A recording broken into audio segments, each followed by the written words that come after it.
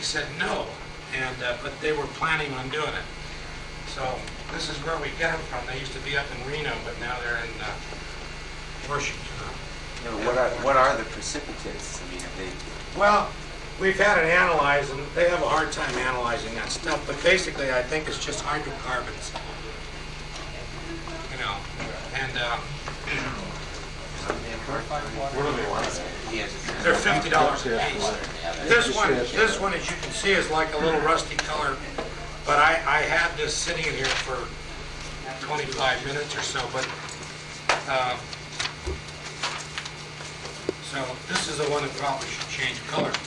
These electrodes on this unit were more corroded, and I put them in the volvic water. So you can just look at this. This shows the water pollution problem. So we'll let it run a few minutes, so you can go ahead and talk, and then I'll stop you in just a minute to look at this again. About 5 minutes. Is that all it takes on it? 5 minutes? That takes a few minutes, yes. Oh, yeah, we really let it go yesterday. Yeah, but He wrote it it's way over. That's right. You put to prepare. Purify the water to drink. No, you just demonstrate to the patient that what they're drinking is polluted. And they don't believe you because it smells okay, it looks clear, and they think everything's all right, and they're paying for that. Yeah, he put it down.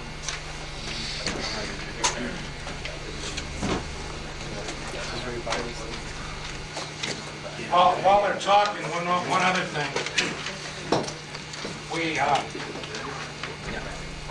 You have at your desk there, the Environmental Testing Technology Incorporated. This is Peter Sarik's operation in LA, and he tests for air pollution, electromagnetic pollution, water pollution, and radiation pollution. You have patients that are really ill, and you through your testing determine that they have electromagnetic problems. You should go out and have their house checked out. And he uses all of the instruments, the scientific instruments that are available.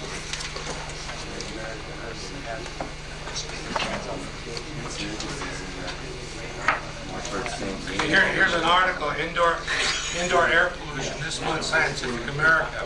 So it's a real problem. And last night there was an article on the TV about the water pollution and the people buying bottled water. It's increasing 30% a year in the numbers. And like in places like Los Angeles, over half the people are buying bottled water. But the bottled water that they're buying sometimes comes out of the tap. These people that have these companies are not regulated, and they've been sued, and they're all guilty of fooling around.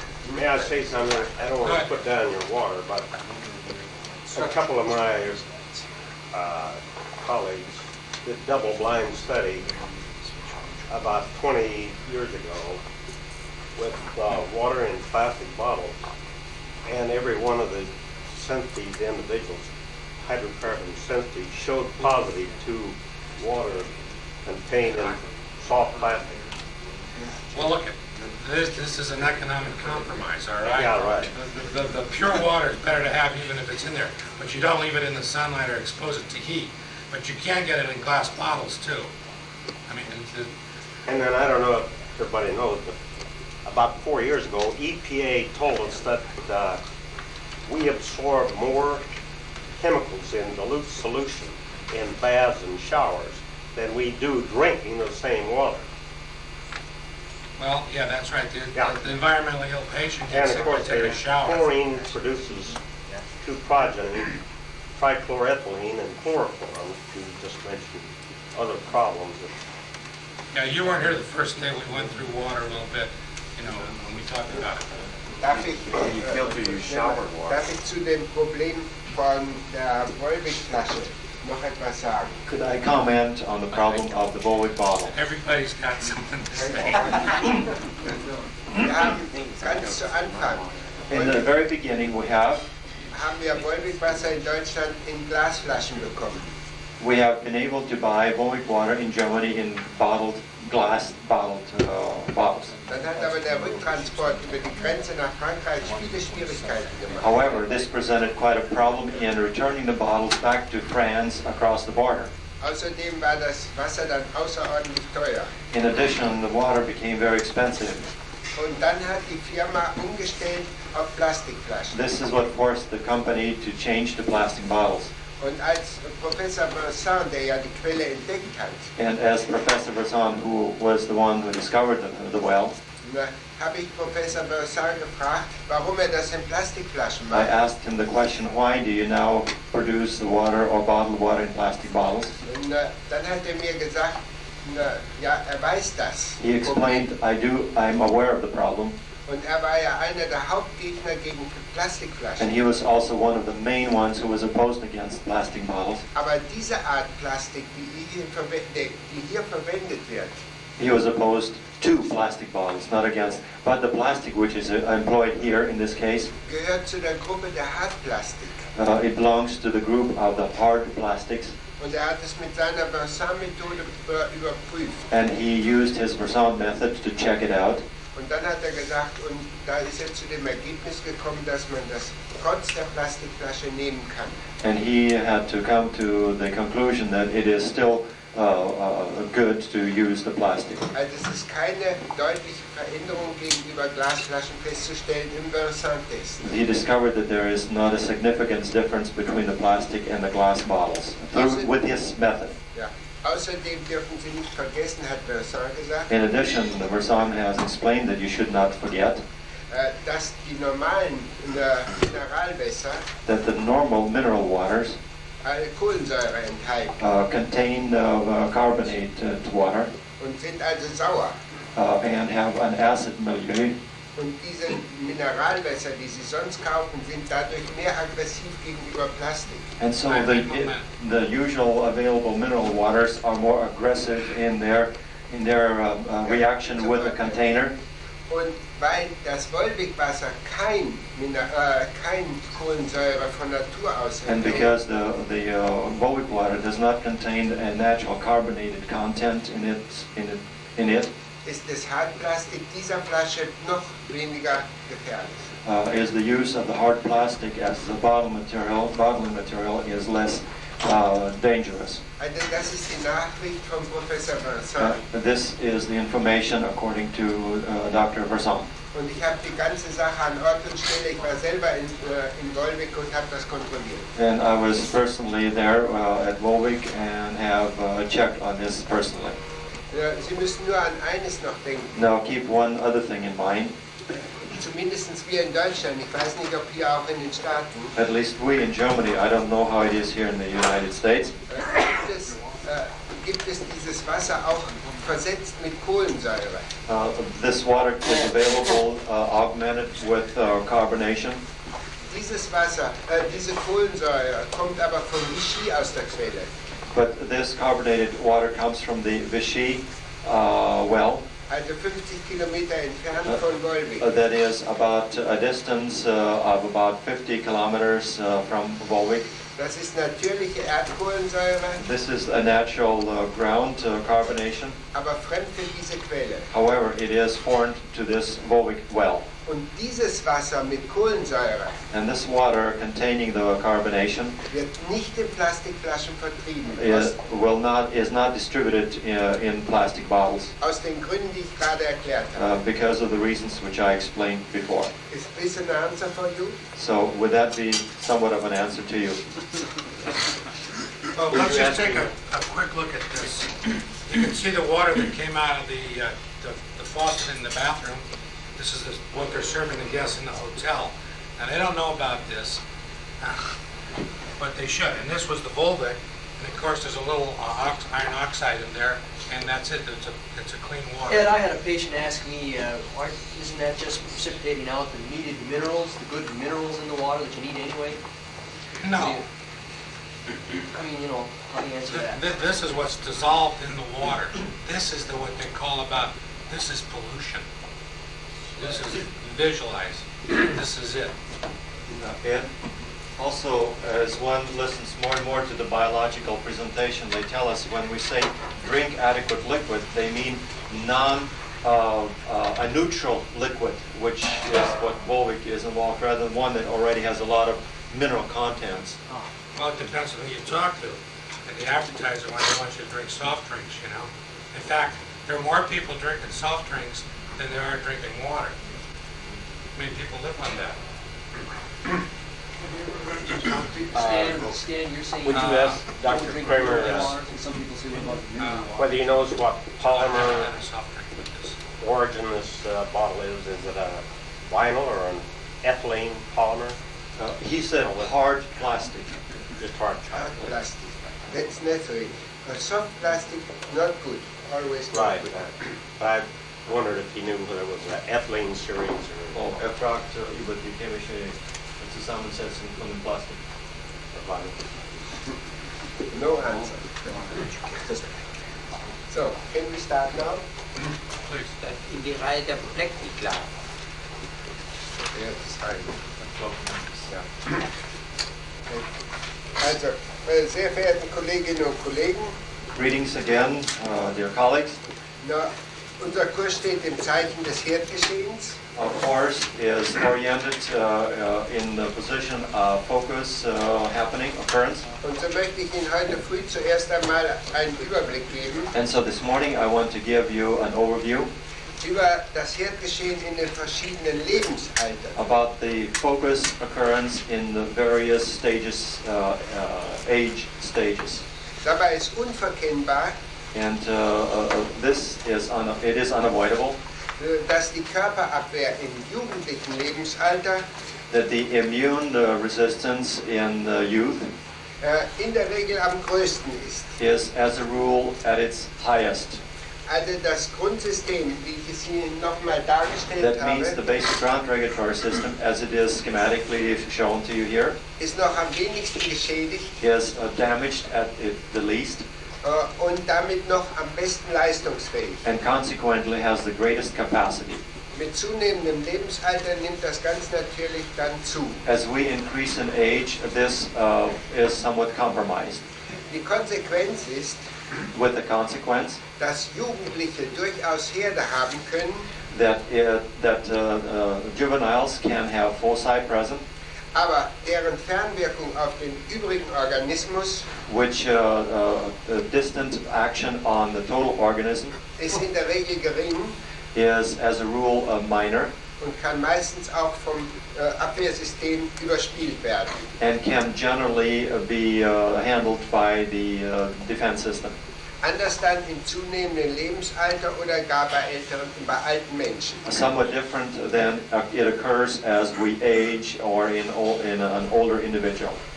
Wenn wir das Herdgeschehen in den verschiedenen Lebensaltern überblicken, As we view the focus occurrence in the various stages of an individual, kann ich mich nicht auf eine Statistik berufen, I cannot go back to a specific statistic, aber auf Erfahrungswerte but because of the experience von Ärzten und Zahnärzten bei uns in of Deutschland. physicians and dentists in Germany, Und dabei müssen wir feststellen, dass es Herde auch schon im Säuglingsalter gibt. and we have then determined that there are foci present already in infants.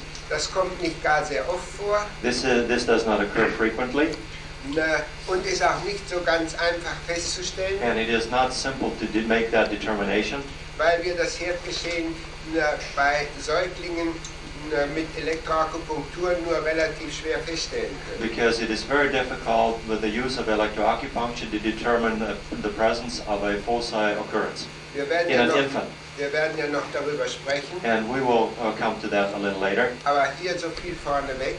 But here in the beginning, I need to allude to that.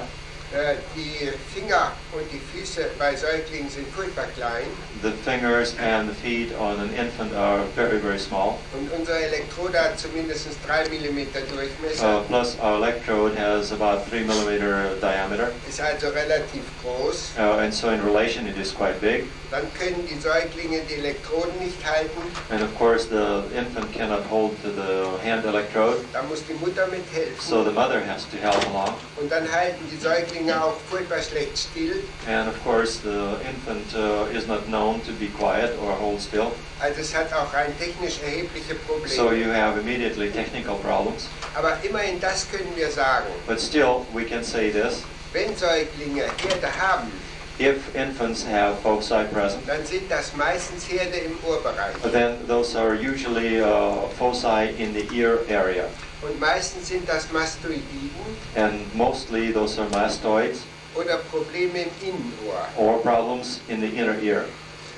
Die Folge bei solchen Säuglingen, die durch Ohrherde belastet sind, The consequence of infants who are stressed with such foci sind dann meistens Entwicklungsstörungen, are usually developmental problems, relativ oft auch fehlende Gewichtszunahme usually accompanied with failure to gain weight und auch die Neigung zu Durchfällen.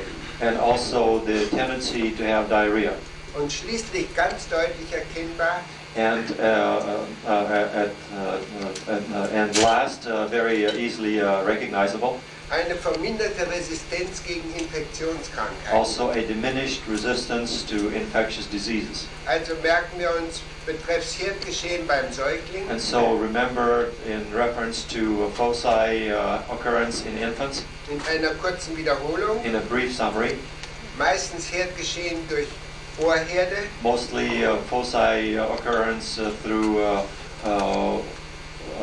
ears, im Ohrbereich in the auditory area, und erkennbar durch fehlende Gewichtszunahme, recognized through a failure to gain weight, durch Entwicklungsstörungen, through developmental disturbances, Neigung zu Durchfällen a tendency towards diarrhea, und Neigung zu and Infektionskrankheiten. tendency towards infectious diseases. Aber wie gesagt, wir haben nicht gar sehr viele Fälle, But as I said, the cases are not numerous weil die Herddiagnostik bei Säuglingen so schwierig ist. because of the difficulty in foci diagnosis on infants. Etwas besser wird die Sache bei Kleinkindern, Somewhat better, we have the cases with smaller children, also etwa im Bereich zwischen ersten und dritten Lebensjahr. the range of first through third year of life. Da habe ich eigene Erfahrungen auch bei meinen Enkelkindern. Here I have personal experience from my grandchildren. Dr. Voll hatte die Erfahrung bei seinen Enkelkindern Dr. vor allem. Boll added his experience by his grandchildren, Und Dr. Nöske, ein Freund von mir in Frankfurt, der Arzt ist, and Dr. Nuske, a friend of mine who is in Frankfurt, hat diese Untersuchungen mit unterstützt. has also supported the same findings. Wir fanden miteinander heraus, Together we have discovered dass im Kleinkindesalter that in the small child, at the age of a small child, besonders die Sinusitiden im Vordergrund especially the sinuses are in the as the primary area, und leider oft vergesellschaftet mit Bronchitiden. and unfortunately also along with that with bronchitis, Man findet also chronische Entzündungen in den Nasennebenhöhlen. one finds chronic inflammation in the sinuses, Relativ oft auch Polypenbildung in den Nasennebenhöhlen. and relatively frequently also polyp formation in the nasal passages, Und hier besonders in den and Kieferhöhlen. here especially in the sinus area. Besonders dann, wenn die Kieferhöhlen einen schlechten Abfluss in den unteren Nasengang haben. Especially then when the sinuses have a poor drainage from that area. Aber nicht nur die Kieferhöhlen erkranken bei Kleinkindern. Not only the sinuses become diseased in small children, Das können auch die Siebbeinzellen sein und die Keilbeinhöhlen. the ethmoid as well as the petrous bone area can also be involved. Nun, was machen diese Erkrankungen der Nasennebenhöhlen für Fernwirkungen? Now, what type of distant reactions do these diseases in the nasal sinus area create? Das sind relativ oft endokrine Störungen. Quite frequently, those are endocrine disturbances. Also Störungen auf das endokrine System, That means disturbances onto the endocrine system, die über diesen Weg dann wieder auf das Grundsystem wirken. which by the route have an effect on the basic regulatory system. Man muss auch beachten, One has to also observe dass chronische Erkrankungen der Nasennebenhöhlen that chronic diseases of the sinus nasal area, wegen der anatomischen Nachbarschaft because of its anatomical proximity, einen negativen Einfluss auf die Hypophyse creates a negative influence on the hypophysis und auf das Diencephalon haben. and also on the diencephalon. Das sind also die wichtigsten Erderkrankungsmöglichkeiten und Those are the most Ferndiagnosen, important foci diseases and distant reactions im Kleinkindesalter. in a small child age. Nun, der nächste Schritt ist das Schulalter der Kinder. The next segment is the school age child. Hier stehen ganz eindeutig And here we have quite definite definitiv die Herde im tonsillogären Bereich im Vordergrund. foci present in the tonsillar area as the primary. Also sagen wir im Bereich des Position. Waldayerschen Rachenringes. We can say that in the area of the Waldheim throat area. Darauf hingewiesen wird man dadurch, One is pointed to this by dass die Kinder Schmerzen im Bereich der Tonsillen by haben the fact that the child has pain in the area of the tonsils, und dass diese Kinder relativ oft erkältet sind. and that these children catch a cold quite easily.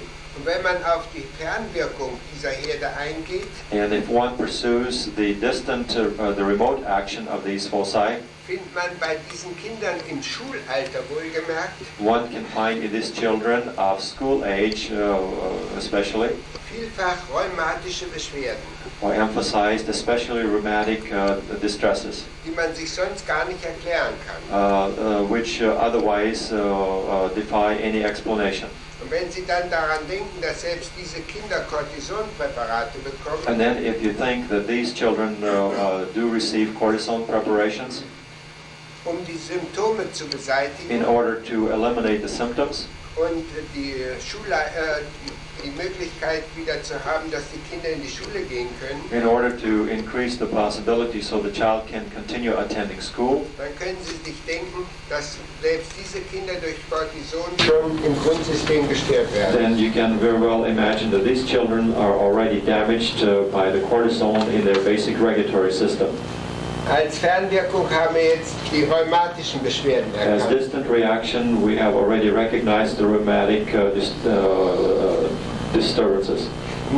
Wir müssen aber auch an Glomerulonephritiden denken But we also have to keep in mind the glomerulonephritis und auch an Störungen im Bereich der ableitenden Harnwege, also der Blase also- insbesondere. the areas of drainage that is the urinary system. Und schließlich auch müssen wir an Herzbeschwerden unklarer Genese denken. And of course, the other thing we need to keep in mind is cardiac disturbances of unrecognized nature. Wohlgemerkt, das alles bei Kindern im Schulalter Reiterated that in children of school age, als Folge von tonsillogenen Herden. as a result of tonsillar foci, Voll hat mal Untersuchungen gemacht Dr. Boll has made several examinations und festgestellt, dass relativ oft Streptokokken dahinter stecken. and has determined that quite frequently streptococci is responsible. Hat in diesen Fällen die Tonsillektomie empfohlen. In these cases, he recommended a tonsillectomy, Das ist aber schon relativ lange her. but this is long time ago. Wenn wir Aufbaumittel geben, If we give them building up material, vor allem Nosoden, especially nosodes, also Streptokokkennosoden und andere, such things as streptococci nosode and others, und viele Drainagemittel, and many drainage remedies, haben wir aber festgestellt, then we have determined dass man da die Tonsillektomien weitgehend vermeiden kann. that it is possible then to avoid many of the tonsillectomies. Was wollten Sie noch sagen? Und die Milch weglassen. Ja, also die allergisierende Belastung durch Milch. And also the possibility of allergic stress because of milk. Hier darf ich vielleicht ergänzend noch einflechten, Now, could I add, in addition, dass ich mit Hilfe von Dr. Meyer in Denia that I, with the help of Dr. Meyer from Denia, dass wir dort feststellen konnten, we have determined dass Kinder, die von der Mutter zumindest ein Jahr lang gestillt worden sind, that children who have been nursed by the mother for about a year die relativ wenig durch Herde belastet sind. show a relative few incidents of foci stress. Sie können also umgekehrt sagen, One can then say it backwards, dass die Mutter dem Kind das Allerbeste tun kann, that the mother can provide for the child the best wenn sie das Kind wenigstens ein halbes Jahr selber stillt. if she is able to nurse the child for at least 6 months. Denn dann kann sich das Grundsystem am besten aktivieren Because during that time, the basic regulatory system can activate itself to its capacity, the highest capacity. zumal die Immunabwehr in dem ersten halben Lebensjahr ja selbst noch nicht beim Kleinkind funktioniert. Because the defense system in a small infant in the first half a year of life is not functioning. Und jetzt ist für Sie sicherlich noch interessant zu erfahren, And so I imagine it is interesting for you to learn dass diese Kinder, die von der Mutter mindestens ein halbes Jahr selbst genährt worden that sind, infants who were nursed by the mother for at least 6 months signifikant weniger durch allergisch belastet sind. are stressed significantly less by allergic reactions. Und das kommt vor allem für allergische Belastungen in Betracht.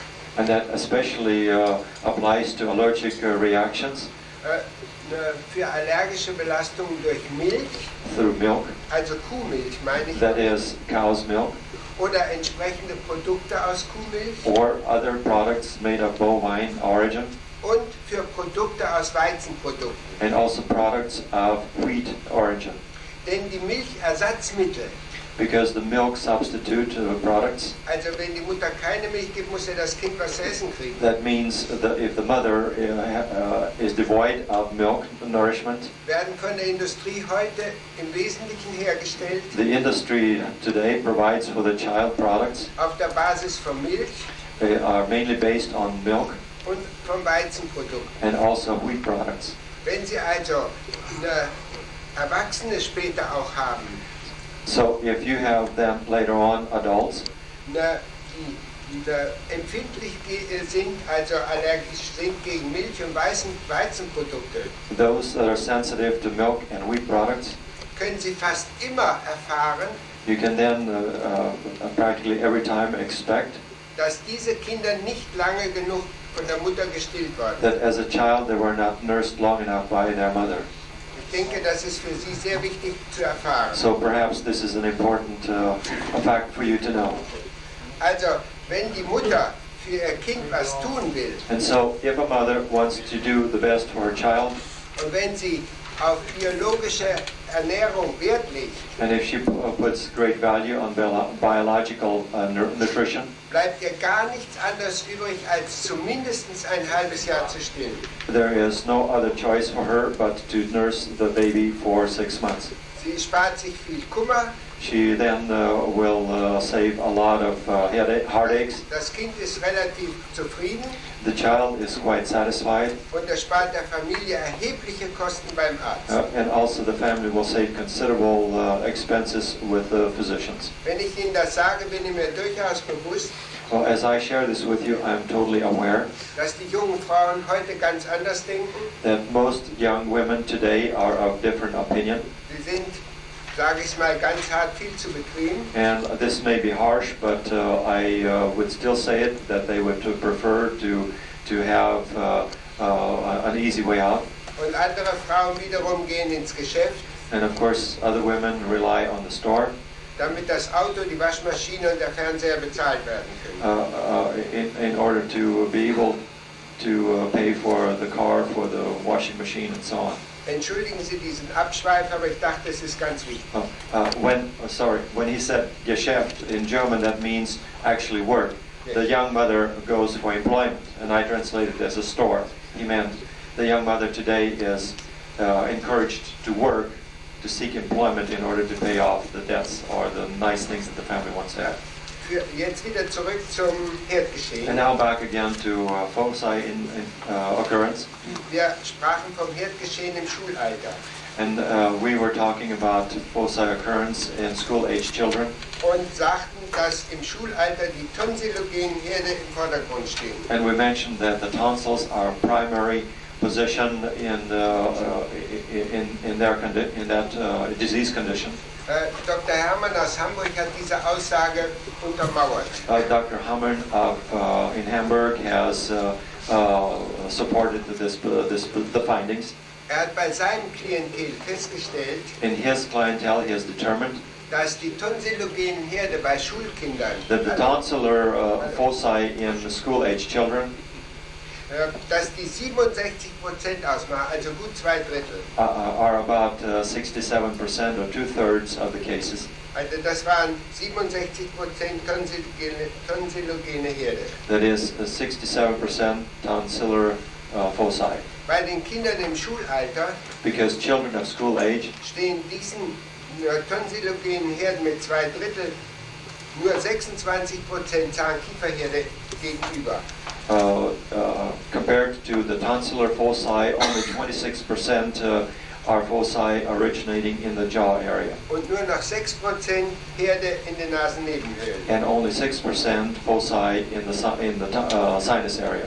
Sie erinnern sich ja, dass die Herde in den Nasennebenhöhlen bei den kleinen Kindern im Vordergrund stand. And remember that the foci in infants was from the nose sinus area as their primary concern. Sie sehen also, dass bei den Kindern And so you see in children, bei zunehmendem Lebensalter as they increase in age, erst die Ohrherde Primat haben, as at first the ears are the primary seat, dann die Herde in den then Nasennebenhöhlen next follow the foci in the nose sinus area, und dann die Herde in den Tonsillen. and then next the foci in the tonsils. Das ist also die durchschnittliche Entwicklung. That is roughly the average development. Nun, uns Zahnärzte interessieren natürlich die Herde im Zahnkiefergebiet. And of course, we as dentists have our main interest for foci in the jaw and tooth area. Im Kleinkindesalter findet man natürlich nur im Milchzahngebiet relativ selten Herde. In small children, one finds a relatively infrequent foci in the primary dentition. Mit jugendlichem Alter treten dann die Weisheitszahnherde in den Vordergrund. With juveniles, the foci in the wisdom tooth area take on greater significance. Herde im Weisheitszahngebiet können wir schon feststellen, so etwa ab 15. Lebensjahr. Foci in the wisdom tooth area we can already determine beginning at age roughly 15 years. Vor allem, wenn orthodontische Behandlungen nicht rechtzeitig erfolgt sind. And especially if orthodontic treatment was not instituted in a timely manner. Mein jüngster Patient mit Weisheitszahnherden, My youngest patient with wisdom tooth problems, Sie werden es nicht glauben, you probably will not believe this, war 12 Jahre alt. was 12 years of age. Da hat schon der Zahnkeim eine deutliche Belastung gemacht. At that point, the tooth bud had already a noticeable involvement.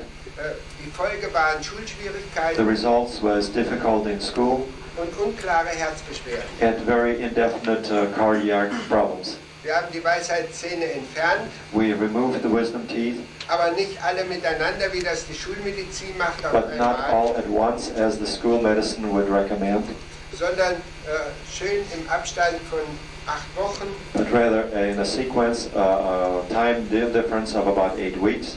Und zu meiner Freude hat dann die Mutter berichtet, dass die Schulschwierigkeiten in Ordnung waren. And to my joy, the mother has reported that his school performance improved greatly, Und der Junge Medikamente für sein Herz nicht mehr nehmen musste. and the child no longer required any medicaments for his heart problems. Und heute studiert er Technologie. And today he's studying technology. Diese Weisheitszähne sind überhaupt das Schlimmste, was an Herden im Zahnkiefergebiet auftreten kann. And so the wisdom teeth then present something that is quite bad that can occur in the jaw area. Auch im zunehmenden Lebensalter gilt das. as that also applies as we tend to age, Denn sie machen auch psychische Störungen, because they can also contribute to psychological disturbances Depressionen such as depression und Kontaktarmut. and also a contact or antisocial behavior. Das ist für Jugendliche, die ins heiratsfähige Alter eintreten, natürlich ein Handicap. Of course, this handicaps the juveniles who are now approaching the marriageable age.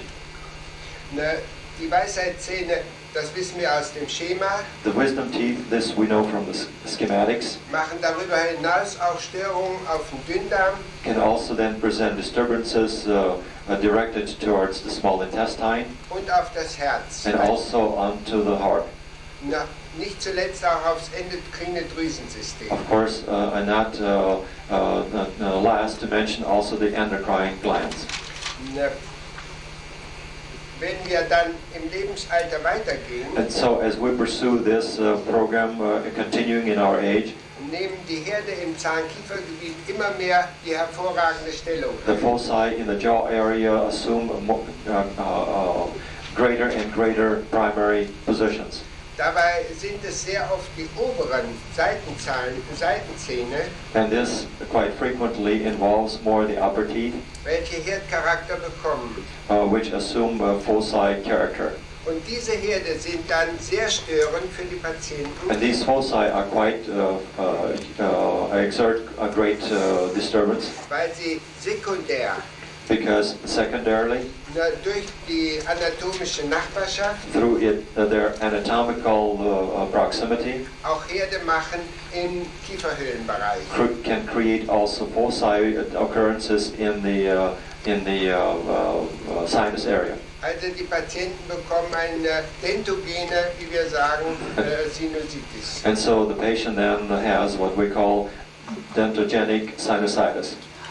So, und jetzt kommt für das Erwachsenenalter eine ganz spezielle Gruppe. And now, for the adult age group, there comes a specific problem, Die uns Zahnärzte interessieren muss. which has special value to us dentists. Leider ist es heute noch so, dass die Zahnpflege gering ist. Unfortunately, it is today that the Zahnpflege von den Patienten. Klinik, ja. Oh, okay. The oral hygiene is still lacking today, Dass die Patienten nicht rechtzeitig zum Zahnarzt gehen. and so one thing is that the patients don't present themselves in time in a dental office, Es entstehen also kariöse Defekte und dadurch auch Zahnverlust. and so carious lesions are present, which may lead to a loss of teeth. Es entstehen also auch habitale Zähne. And this can also create devitalized teeth. Die Zahnärzte bekommen dann diese Patienten und machen, statt rechtzeitig zu füllen, machen sie Wurzelbehandlung. And so what then happens, instead of a timely restoration in the tooth, it results in an endodontic treatment. Durch Wurzelbehandlung erhält man wohl die Substanz Zahn, Of course, the endodontic treatment makes it possible to maintain the tooth substance, aber man kann dadurch nicht verhindern, dass chronische Prozesse im Kieferknochen entstehen. but it is impossible to avoid chronic foci in the jaw area. Und Dr. Turk hat Ihnen gestern schon gesagt, dass dadurch das Grundsystem immens belastet wird. And as Dr. Turk mentioned yesterday, this stresses the basic regulatory system immensely. Denn denken Sie bitte daran, Because please remember, dass jeder Herd, because every foci, also nicht bloß die Herde im that Zahnkiefer, means not only the foci in the jaw region, sondern auch die but Körperherde also the body foci Tag und Nacht wirken. function are active day and night, 24 Stunden. 24 hours every day. Und der Körper hat dadurch keine Chance, And the body has no chance sich von dieser Herdbelastung irgendwie wo wann zu erholen. to escape or to have some type of release from that type of influence. Das wird aus meiner Sicht immer nicht genügend beachtet. And from my point of view, I think we don't pay enough attention to this problem. Also, wir haben einmal Herde dann durch nicht rechtzeitige Behandlung in Form der chronischen Pulpitiden. And so then we have foci which result from untimely attention to the teeth and pulps, Und dann haben wir die Herde durch abietale Zähne. resulting in pulpitis and also then foci that come from devitalized teeth. Und da lassen Sie mich auch noch einen Hinweis geben. And so please permit me to give you another hint. Solange ein Zahn tot ist, As long as the tooth is non-vital, hat aber eine Öffnung in die Mundhöhle hinein. but it has an opening into the oral cavity, Also keine Wurzelfüllung, nichts, that means without an endodontic treatment, wie wir das früher ja bei der bäuerlichen Bevölkerung immer wieder gesehen haben. as we have observed years ago this condition in the agricultural population. Dann war diese Öffnung durch den Wurzelkanal in die Mundhöhle hinein, The opening of the pulp into the oral cavity gab einen Abfluss in die Mundhöhle. provided a drainage route for the pulp. Hat also ungefähr dieselbe Funktion gehabt wie eine Fistel. It had then the same function as the fistula, Und ich konnte immer wieder feststellen, and I always determined then dass diese Herde durch abietale Zähne that these foci through non-vital teeth weniger Fernwirkung in den Organismus machen, presented a smaller percentage of the remote action on the body als wenn wir eine Wurzelfüllung machen than had we performed an endodontic treatment on that tooth, und damit den Herd zuschließen. and then effectively would have sealed off the foci, Sodass die Toxine nur in den Knochenbereich so abfließen that können the toxins then had only one route to go, and that is into the bone, und dadurch die Herdfernwirkung viel, viel schlimmer wird. and thus increasing the severity of the remote action of the foci. Das ist für mich eine Begründung dafür, And for me, this is ground dass die bäuerliche Bevölkerung for the fact that the agricultural population relativ viel weniger Fernwirkungen hatte durch tote Zähne als heute. displayed at that time relatively fewer distant remote action of foci than what we find today. Das Offenlassen eines toten Zahnes The allowing for a tooth to remain open into the oral cavity ist eine relativ natürliche is a relative natural means, Öffnung an opening, und macht also relativ weniger Schäden als der Verschluss. and consequently it creates relatively fewer problems than when that is closed up. Beobachten Sie das bitte mal bei Ihrem Patienten und werden das bestätigt. You may have observed that same problem on your own patients, and you can substantiate what I'm saying. Was ist die Konsequenz daraus? And so what is the consequence of that? Dass wir durch Wurzelbehandlung die Fernwirkung verstärken. That we, in our attempt with endodontic treatment, only lead to the intensity of the remote action of a foci. Noch ein Hinweis für Zahnärzte And another selber. hint for dentists, may I be allowed? Wenn man die Wurzelbehandlung nicht in den Griff bekommt, If one does not grasp the importance of endodontic treatment, haben wir auf der Hochschule gelernt, we have learned that in our schools, dass man dann die Wurzelspitzenresektion zu machen hat. that one should then attempt to do a root resection. Beachten Sie dabei aber bitte, And please observe then dass Sie durch die Resektion nur einen Teil des abietalen Zahnes entfernen. that the resection produces only a partial removal of that non-vital tissue, Dass Sie durch den operativen Eingriff jedoch and the operative, the surgical procedure, however, zusätzliche Probleme schaffen, creates additional problems dadurch, dass Sie chirurgisch vorgehen. through just the fact that it was a surgical procedure, Sie machen nämlich zu dem kranken toten Zahn because in addition to the non-vital tooth, noch relativ große Narben, a relative large scar results. Knochennarben Not only a bone scar, but also a soft tissue scar, und Narben auch im weichen Gewebe. Das hast du schon gesagt. Vielen Dank. Na, Sie haben also zusätzliche Probleme dazu geschaffen. so you created for yourself additional problems. Und dann dürfen Sie sich nicht wundern, dass bei diesen Patienten dann nur noch Neuraltherapie zusätzlich And notwendig ist. so don't be surprised if these patients will require in addition also neural therapy. Also durch eine Wurzelspitzenresektion machen Sie das Herdgeschehen nur noch schlimmer.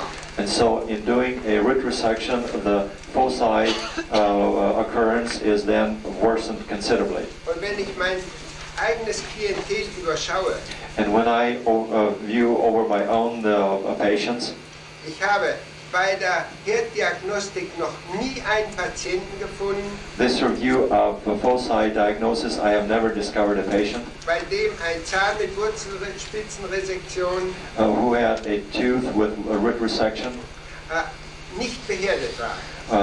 which was not stressed with foci. Sie können das also auch umdrehen. Now, one can say that another way. Ein wurzelspitzenresizierter Zahn ist für mich immer ein Herd. A resected tooth for me is always a foci. Ich habe noch keine einzige Ausnahme in über 25 Jahren In gefunden. 25 years, I haven't seen one exception to this rule. Sie dürfen sich daher auch nicht wundern, And so don't be surprised dass auch hemiresezierte Zähne that also hemi-sectioned teeth die gleichen Probleme machen. create the same problems. Da erhalten Sie von mehrwurzeligen Zähnen nur eine Wurzel, This results from a multi-rooted tooth into a single-rooted tooth. machen dann noch eine Brücke drauf, And of course, you make a bridge for that, aber der Herd bleibt Ihnen in jedem Falle. but the foci remains in any case. Ganz schlimme Herde bei Das- habitalen Zähnen Especially bad foci in non-vital teeth sind auch solche, die mit Transplantaten versehen sind. are also these that are augmented with transplants. Die Technik werden Sie ja alle kennen. And of course, the technique you know, all of you know. Es wird also ein Tantalstift That means a point or a post is planted, durch den Wurzelkanal in den Knochen hineingeschoben. placed through the pulp opening all the way into the bone. Aber durch dieses Transplantat But through this transplant, wird die Hebelwirkung verstärkt. first you have the leverage increase. Also wenn das die Wurzelspitze ist und And das so- hier die Zahnkrone, If this represents the tip of the root and this is the crown of the tooth, dann hatten Sie zu Anfang natürlich bei der Wurzel nur diesen Hebelarm in the beginning you have only this leverage acting on the root, und durch den Stift wird es solch ein Hebel. and through the pin it then turns into a much greater lever arm. Dadurch wird also die Herdwirkung nur noch mechanisch verstärkt. This only accentuates the foci function on that through a mechanical means. Dass Implantate starke Herde sind, That implants are very strong foci. hat Dr. Turk gestern schon gesagt. Dr. Turk alluded to that yesterday already. Nun noch eine andere Gruppe von Herden für die Zahnärzte. And now another group of foci for dentists, I should mention. Ja, wenn ein Zahn nicht mehr zu erhalten ist, wird er extrahiert. If a tooth is no longer functioning, then it is extracted. Wenn aber ein Zahn krank ist, But if a tooth is sick, müssen Sie genauso vorgehen wie der Chirurg. you have to proceed in the same manner as a surgeon. Sie dürfen nämlich nicht nur den kranken Zahn entfernen, You should not only remove the sick tooth, sondern Sie müssen auch den umgebenden Knochen mit entfernen. but you also should remove the surrounding bone as well. Sie müssen also chirurgische Technik anwenden. You have to utilize surgical techniques, Wie das genau geht, wird Ihnen Turk dann an Bildern noch zeigen. and how this is done exactly, Dr. Turk will demonstrate to you by use of pictures. Hier in diesem statistischen Vortrag Here in the statistical lecture, nur so viel, I will mention only this. die einfache Extraktion genügt nicht. The simple extraction is not sufficient. Sie müssen chirurgisch vorgehen, You have to proceed in a surgical manner, sonst kriegen Sie chronische Entzündungen im Knochen. otherwise you will end up with chronic inflammation in the bone, Die nennen wir gemeinhin Restostitis. which we call generally residual osteitis. Und hier wieder zur Statistik zurück. And now here back again to statistics. Die Restostitiden sind für Patienten im fortgeschrittenen Alter, The residual osteitis are for patients in advanced age, die am meisten vorkommenden Herde. the most occurring foci. Also darf ich hier bei den Zahnkieferherden nochmal zusammenfassen. And so may I summarize now here in the foci of the jaw area. Im jugendlichen Alter sind es die Weisheitszahnprobleme. In juveniles, we have mainly the wisdom teeth problems, Im jugendlichen Alter, and also in juveniles also und bei jungen Erwachsenen, and young adults. sind es die Herde durch Kombination mit den Nasennebenhöhlen.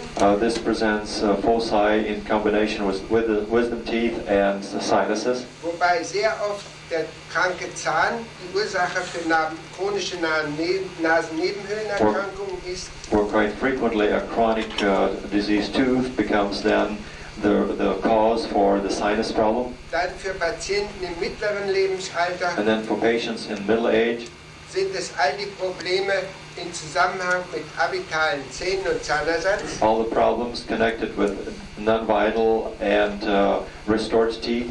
Und im Alter sind es dann schließlich die restostitischen Prozesse. And in the advanced age, we find the residual osteitis. Wie kann man diese Herde diagnostizieren? So now how can we diagnose these foci? Wir brauchen die Testmethoden. It requires test methods. Ich sagte Ihnen gestern schon, dass die klinische Diagnostik nur ein Hinweis ist, aber I zur mentioned to you Diagnostik, yesterday that the clinical diagnosis is only a hint, but to proper diagnosis, aber der Test zusätzlich erforderlich ist. our tests are required additionally. Wenn Sie als Politiker fragen, wie man das verhindern kann If, as a politician, you ask how can this be avoided und wie man am meisten Geld sparen kann, and how one could save the most money, dann gibt es nur eine Antwort, there's only one answer, das ist Prophylaxe treiben, und And- zwar rechtzeitig. and that is practice prophylaxis, and that is in due time. Wenn ich zusammenfassen darf, wie die Herdfernwirkung geht, And so if I may summarize how the foci occurrence develops, dann der Hinweis, dass alle Kopfherde und alle Körperherde the hint that all head and body foci zuerst mal auf das Grundsystem wirken have their influence first on the basic regulatory system, und dadurch and then through that nicht bestimmte Erkrankungen auftreten, do not create a specific disease, sondern ganz verschiedene Krankheitsbilder entstehen können. but rather a diverse array of various disease symptoms can appear. Und dadurch wird eben die Herddiagnostik so schwierig. And this is why the focus diagnosis is so difficult. So, und wenn Sie jetzt erlauben, machen wir mit diesem Thema Schluss. Und Now, can I bring that to a conclusion? ich habe jetzt noch, wenn Sie einverstanden sind, dann noch eine halbe Stunde Zeit. I have, if I'm correct, about 30 more minutes time. Ja, da möchte ich Ihnen die Herddiagnostik mittels Elektroakupunktur zeigen, wie wir sie in unserer Praxis machen, aber vorher will ich I would like to show you a foci diagnosis by the means of electroacupuncture, but Dr. Turk would want to have time to make a few points. Herr Kramer hat eben über die jugendlichen Kieferhöhlen Dr. Kramer has just über now die starke Belastung der Tonsillen gesprochen, vor allen Dingen auch schon im Säuglingsalter. has now Und spoken die Ohren. about the. Also, It's not one. Dr. Kramer has now told you about the juvenile problems in the tonsil sinuses and in the infants in the ear area.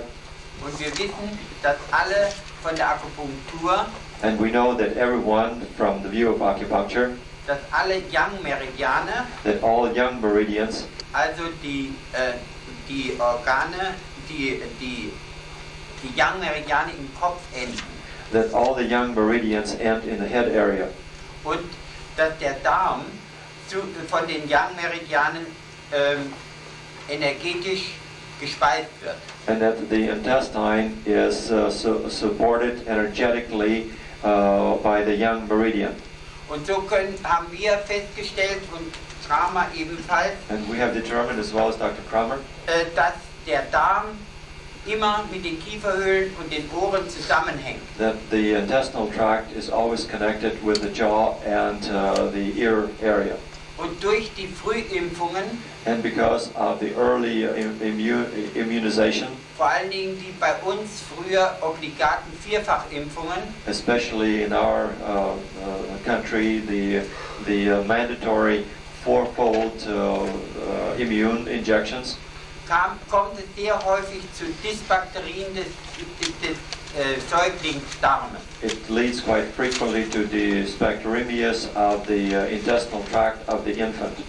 Und so muss eigentlich als absolut primärer Herd im Kindesalter der Darm angesehen And werden. so, as a primary area of problems in an infant age, the intestinal tract should be viewed as the main one.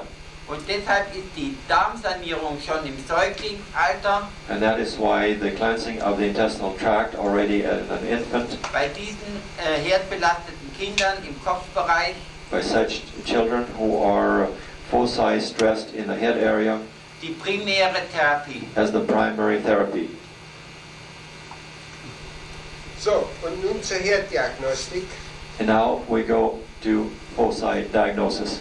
Na, wenn ein Arzt seine Patienten in den Griff bekommen will, If a physician wants to get a good hold on the concept of his patients, dann muss Vorbild sein. then he has to be then he has to set an example. Wenn ein Arzt kein Vorbild ist, If the doctor cannot present himself as an example, dann wird unglaubwürdig. then he puts his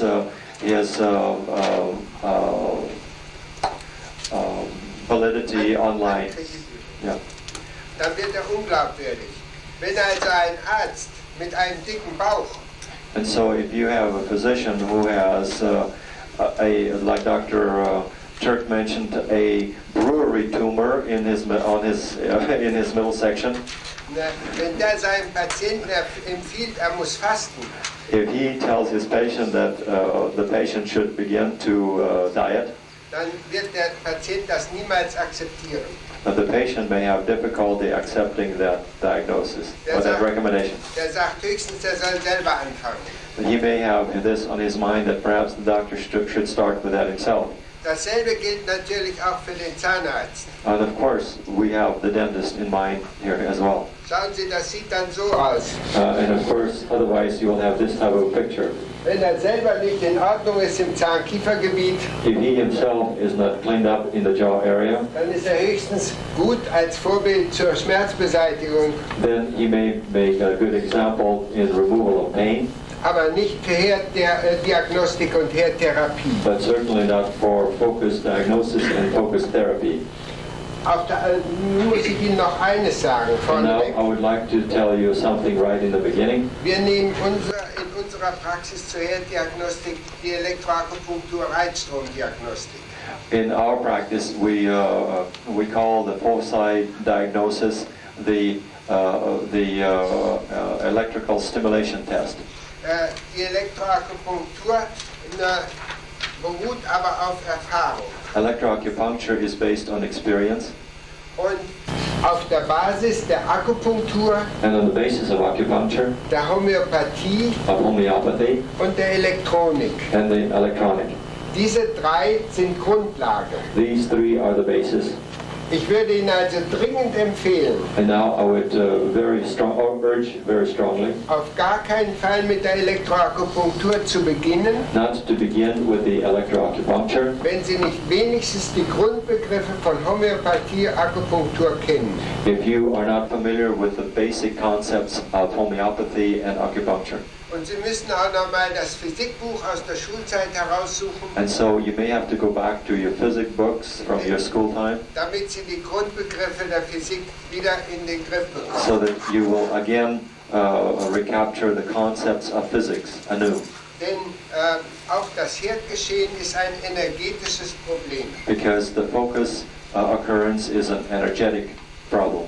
Wenn ich das so sage, wird Ihnen sofort klar, And so if I say that, it should become clear to you immediately dass Sie Elektroakupunktur nicht dadurch erlernen können, dass Sie ein möglichst teures Gerät kaufen. that you cannot learn electroacupuncture by buying an expensive instrument. Und ein ganz großer Blödsinn ist in meinen Augen, And it doesn't make any sense in my opinion, dass Sie gleich ein Elektroakupunkturgerät mit Computer kaufen. especially if you think of buying an electroacupuncture instrument with a computer capability, Denn der Computer gibt Ihnen ein festes Konzept vor. because the computer is already giving you a determined concept. Und wenn Sie keine exakten Messwerte eingeben können, And so if you cannot give exact measurement values into the computer, gibt Ihnen auch der teuerste Computer keine exakten Ergebnisse. even the most expensive computer instrument cannot give you exact answers back. Das zweite, Elektroakupunktur ist eine Relativmethode. And secondly, electroacupuncture is a relative method, Wenn Sie Punkte messen, werden Sie das sehr schnell erkennen. and if you measure points, you will soon recognize this, Denn die Messpunkte liegen auf der Haut because the measuring points are located on the surface of the skin, und die Haut ist jeweils immer wieder anders beschaffen. and the skin changes its consistent, not consistent, but resistance constantly. Im jugendlichen Alter ist sie sehr dünn. In age, the constitution of the skin is quite thin. Später wird sie dicker oder verhornt sogar. With age, it thickens and it may become calloused. Die Haut kann auch krank werden im Punktbereich. And of course, the skin can even be diseased in the point areas. Dann können Sie diese betreffenden Punkte überhaupt nicht And messen. so you can no longer utilize these points for measuring. Noch etwas ist wichtig, die Haut ist verschieden feucht. And of course, another very important point is that the skin may have different moisture content, Beim gleichen Patienten in verschiedenen Tagen verschieden feucht. and also in the same patient, different times of the day, it may have different moisture. Wenn der Patient unterm Gerät sitzt And so the patient sits by the instrument und Erwartungsangst hat, and has especially an apprehension ob der Arzt oder der Zahnarzt Schlimmes herausfindet, whether the dentist or physician wouldn't find out something that is bad. dann gerät er automatisch in Erregung. And of course, automatically that patient is somewhat excited. Dadurch wird auch die Haut feuchter. And so then that influences the skin, moisture content of the skin. Und dadurch wird auch der Übergangswiderstand anders. And so this then changes the resistance values. Und das ändert auch wieder die Messwerte. And so that affects the measurement values. Also bleibt die Elektroakupunktur von Natur aus eine Relativmethode. And so this then puts the electroacupuncture from nature out as a relative method. Und das können Sie als Arzt oder als Zahnarzt nur überspielen, And as a physician or dentist, you can then only supersede that durch Üben. through much practice. Anders geht das gar nicht. Otherwise, there's no other route. Das sollten Sie sich bitte merken. And so please remember that. Und weil die Elektroakupunktur eine Relativmethode And ist, because electroacupuncture is a relative method, sollten Sie in jedem Falle in every case you remember die klinische Diagnostik zuerst machen. to do the clinical diagnosis first. Ich nehme keinen Patienten ans Elektroakupunkturgerät, wenn ich nicht vorher alle klinischen Untersuchungen gemacht I habe. don't use the electroacupuncture instrument on a patient before, until I have carried out all the clinical examination Das first. Spart Zeit This saves me time, und macht die Sache sicherer. and it also makes everything much more sure. Und dann noch ein Hinweis. And another hint, Wenn es irgendwie geht, if it is possible, machen Sie eine zweite, andere herddiagnostische Methode zusätzlich. you should do a second foci diagnosis additionally, Weil Sie dann die Möglichkeit haben, because then you have the possibility zwei Ergebnisse auf verschiedener Basis two results from a different basis miteinander zu vergleichen. to compare them one to the other. Und wenn das nicht übereinstimmt, And if there is a conflict, dann müssen Sie daran denken, dass irgendwo ein Fehler then you should versteckt ist. immediately think that an error was committed somewhere. Und dann müssen Sie überlegen, was Sie nochmal wiederholen müssen. And then you should determine what should be repeated. Wenn Sie diese Hinweise nicht If beachten, you don't follow through on those hints, machen Sie Fehler. you will be prone to make mistakes. Und was noch mindestens so wichtig ist, And what is at least just as important, Sie schädigen das Ansehen der verwendeten Methoden. You will definitely damage or tarnish the image of the methods that are being recommended. Der Patient wird sagen, The patient can easily say, der Arzt taugt nichts und das Gerät taugt schon recht nichts. the doctor isn't worth anything and certainly the instruments are worthless. Das sind also meine Hinweise. And so these are my recommendations. So, und was brauchen Sie jetzt für? Also ohne Gerät geht es bei diesen Reizmethoden leider nicht. And so what do you need? Without an instrument, it is impossible to do a stimulation test. Na, was Sie brauchen, ist zuerst einmal ein Gerät. What you need, first of all, is an instrument. Na, ob Sie ein teures oder ein weniger teures Gerät kaufen, macht in der Regel nicht viel aus. If you acquire the most expensive instrument or one that is not, in the end, it really doesn't make any difference. Denn bei allen Geräten Because in every instrument, ist der Messteil überhaupt gleich.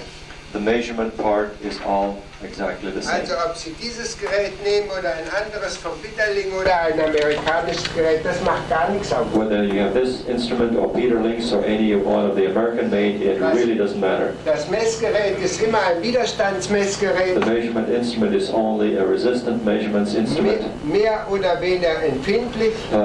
with greater or lesser sensitivity. Das kann man ja zumindest bei den europäischen Geräten hier unten angeschrieben sehen. And the European instruments usually have the sensitivity indicated on that scale. Die Empfindlichkeit sollte wenigstens 2,0 betragen. The sensitivity should have at least 2.0.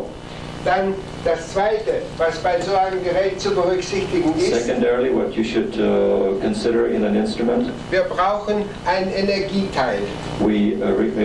an energy part is required. Wenn wir also einen Strom haben wollen für die Messung, wir brauchen ja einen Messstrom, We need current for measurement, so we need some type of a current flow. dann nehmen Sie entweder ein Batteriegerät, So you can either utilize a battery instrument, dann sind Sie netzunabhängig. and then you are totally non-dependent on the network, Oder Sie nehmen ein Netzgerät, or you take an instrument that requires a network, dann haben Sie nicht die Probleme mit dem Batteriewechsel. and then of course you don't have any battery exchange problems. Oder Sie nehmen das Mittelding zwischen beiden, Or perhaps you can get an in-between, das ist dann ein Gerät mit aufladbarem Akku. and that is an instrument that has a rechargeable battery.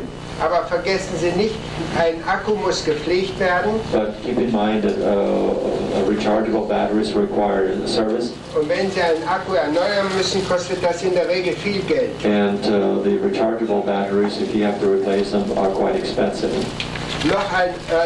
Dann gibt es noch einen dritten Teil in jedem Gerät, A third part, which is part of every instrument, also Messteil, that is the measurement part, Energieteil, the energy part, ja, und jetzt zum Schluss noch ein Teil, mit dem man einen Therapiestrom erzeugen kann. and lastly, the part with which one can create a therapy current. Es gibt für die verschiedenen Geräte verschiedene Stromformen. The various instruments utilize various current forms. Das kann ich Ihnen hier mal ganz kurz zeigen, This is here illustrated, and I can show you that to ohne you briefly ausführlich zu sein. without going into any depth. Das sind hier die Stromformen These are the various current forms. von den falschen Geräten. This is the volt instrument, Also der Wechselpuls, the alternating pulse, der negative Sägezahn the negative pulse, und der positive and the positive Sägezahn. pulse. So sind die falschen Geräte ausgerüstet. This is how the volt instruments are made. Die falschen Geräte. Jetzt, diese Stromform hier ist die am meisten verwendete. This form of current is the most commonly used, Die hat den besten Reizeffekt. and it has also the best stimulus effect. Aber hier ist ein Problem drin. One problem, however, exists here, Nämlich der, dass die positive Phase and that is that the positive phase unmittelbar in die negative Phase übergeht. immediately changes to a negative phase. Der Körper muss auf diesen Reiz ganz schnell umschalten. The body then is forced to switch on because of this stimulus, Das kann er aber nicht. and this it is not capable of doing. So sind wir auf die Idee gekommen, dass wir die Stromform ändern. And so we came to the idea that perhaps we can change the current form. Wir nehmen nicht die spitze Stromform, We do not take the peak of the current, sondern nähern uns der Sinusform but angenähert. rather we take more the sinus curve form. Das ist der erste Schritt. That was the first step. Und dann unterbrechen wir die Strecke zwischen positivem Puls und negativem Puls durch eine ganz kurze Pause. And then we interrupt the stretch between the positive and negative pulse with a small rest. Bis dann hier. Und dazu genügt eine Zehntel Millisekunde. For this, it is sufficient in the amount of 1 millisecond. Das haben wir alles ausprobiert. And we have tested all that. Und durch diese Stromform können Sie den Organismus nur schonen, And with ohne this current form, you can be gentle to the organism die Therapiewirkung zu beeinflussen. without influencing the therapy value. Und dieses haben wir uns patentieren lassen. And this we have patented.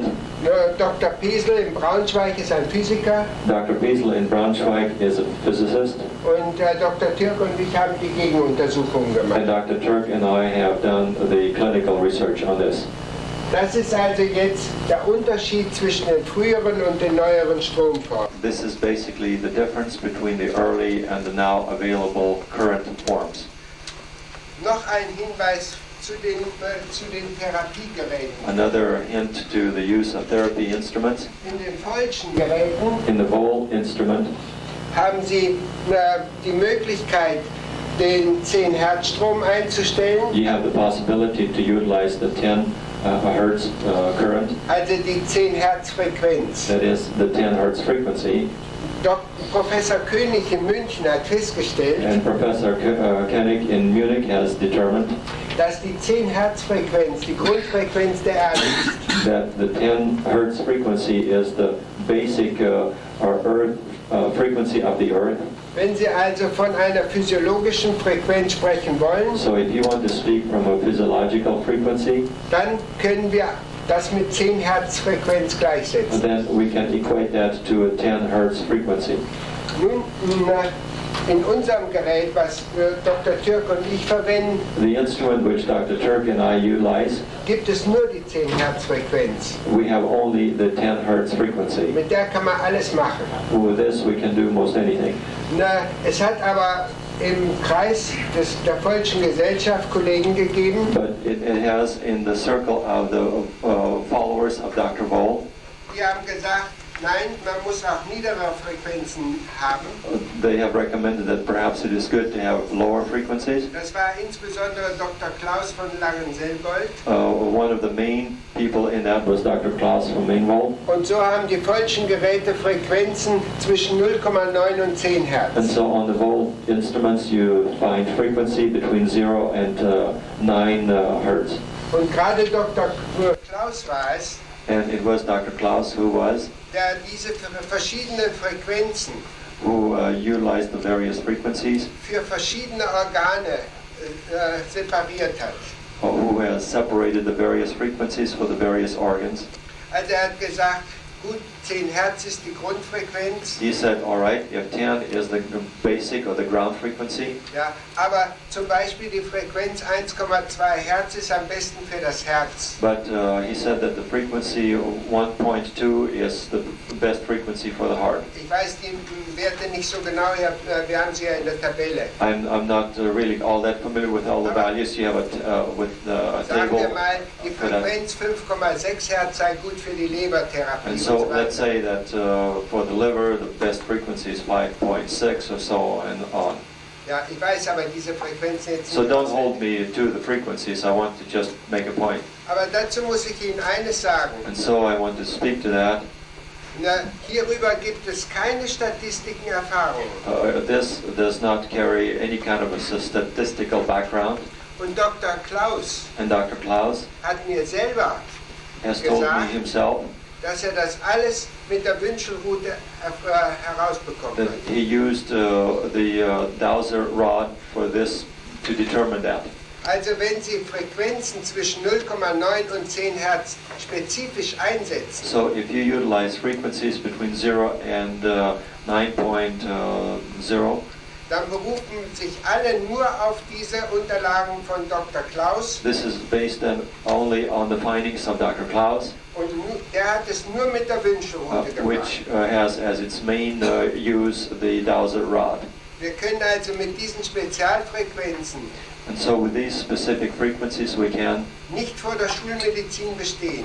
we cannot come before the school, the medicine taught in school, Denn die Schulmedizin akzeptiert ja die Wünschelrute nicht. and have them accept these principles because they do not accept the use of the Dowser rod. Das möge noch ein Hinweis für Sie sein. And so perhaps this is a hint for you. Nun, wenn wir ein Gerät zur Verfügung haben, And so if we have then the available instrument, dann müssen wir das Gerät mit dem Patienten in Verbindung bringen. then we definitely have to connect the instrument to the patient. Hier ist das Grundschema ganz einfach. This is schematically on this. Das ist das Gerät. It is presented the instrument. Es muss mit einer großflächigen Elektrode verbunden werden. It is connected to a large surface electrode. Von dort geht der Messstrom durch den Körper des Patienten The measurement current then goes to the body, und dann über einen Akupunkturpunkt, and then through an acupuncture point, über die Punktelektrode, through the point electrode, welche der Arzt zu halten hat, which the treating doctor holds, zurück ins Gerät. Returns back to Das the ist der instrument. Messstrom. And that is the measuring current. Oder auch dieselbe Schaltung für den Therapiestrom. And of course, this is the same type of switching for the therapy current. Für uns Zahnärzte ist dieses Schaltbild richtig. For our dentist, this switch picture demonstrated here is correct.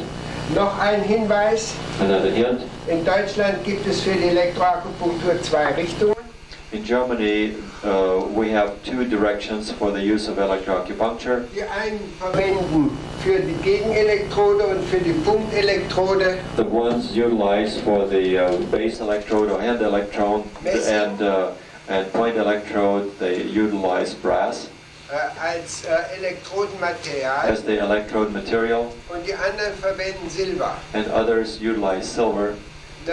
Für großflächige Elektroden macht das nichts, For large surface electrodes, this is not important, aber für Punktelektroden ist festzuhalten, but for point electrode, it is important. wenn diese Elektrode aus Silber ist, If this electrode is made out of silver, dann sinken die Teilstriche etwa ab um 10 Teilstriche, die Werte ab um 10 Teilstriche. then the gradation on the instrument are depressed about 10 units.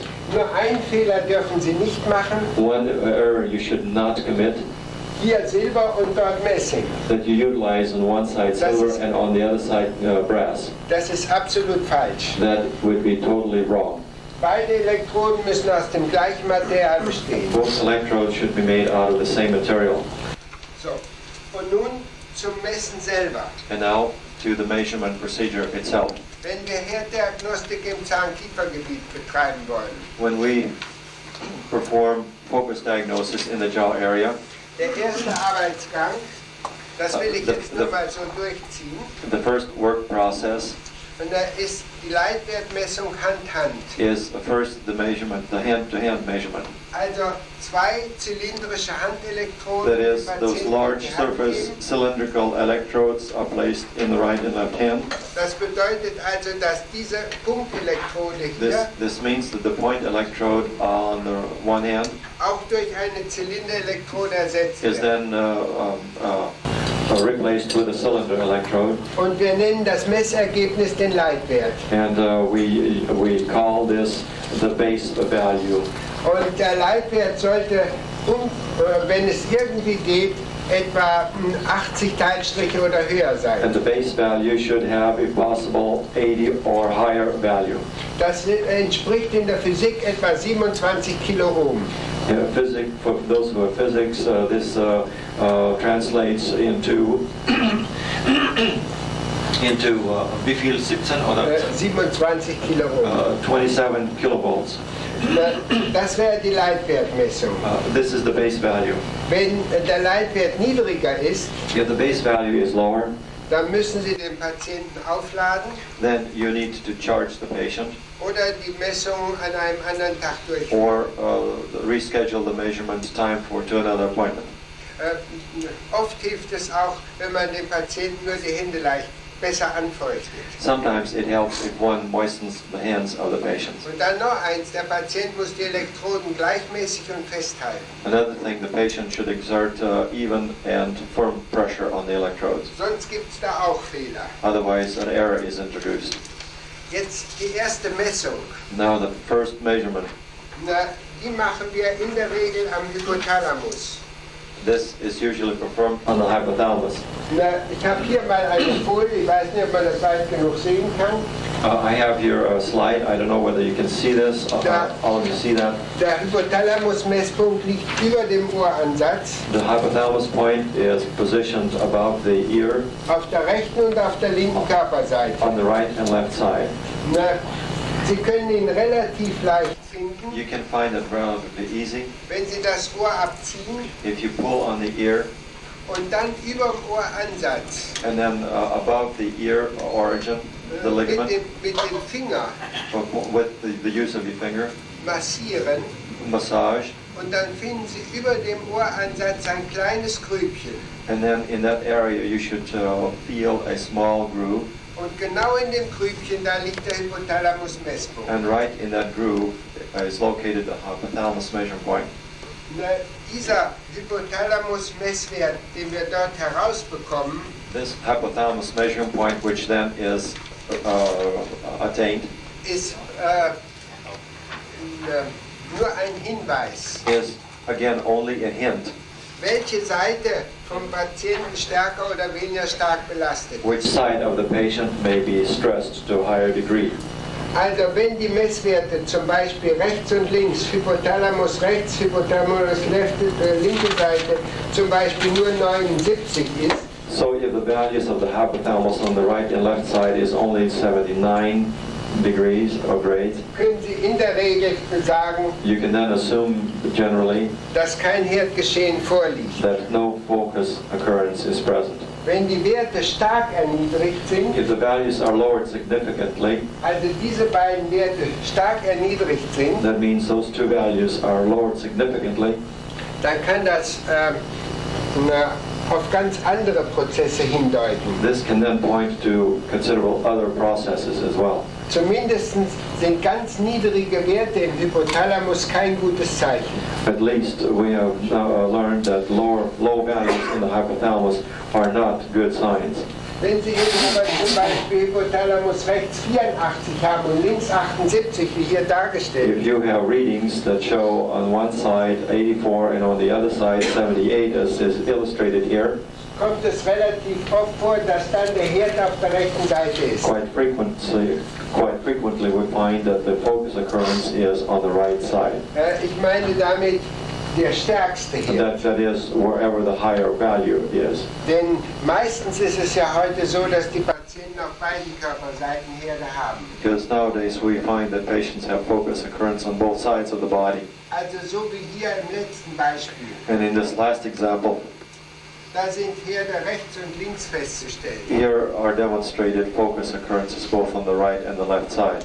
Wir haben früher, vor 30 Jahren, 30 years ago, dieser Hypothalamus-Messung einen großen Wert beigemessen. we laid a great importance on the measured values of the hypothalamus, Heute aber nicht mehr. but not today, Das ist nur ein ganz grober Hinweis. because this gives us only a very, very coarse hint. Wir machen es immer noch, aber wie gesagt, das ist kein absolutes Messergebnis. We still do that today, but it is not an absolute measurement. Ja? Sie sollten das auf gar keinen Fall überbewerten.